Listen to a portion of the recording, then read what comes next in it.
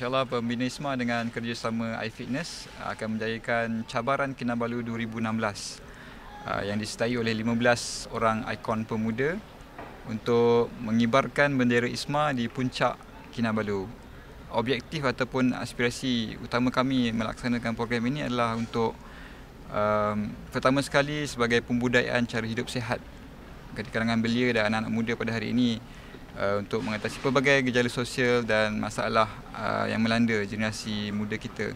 Dan kami juga nak membuktikan kepada seluruh negara bahawa sebenarnya dengan keinginan, kemampuan, disiplin dan semangat yang tinggi, apa sahaja perancangan ataupun cita-cita boleh dicapai dengan kerjasama pasukan dan juga dengan perancangan yang teliti dan terperinci.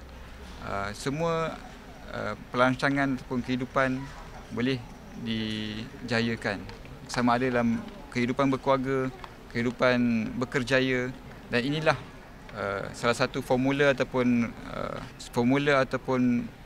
kita punya ramuan terbaik untuk menghasilkan generasi harapan yang akan menguatkan dan mengembalikan Islam ke kedudukan yang terbaik, insya-Allah.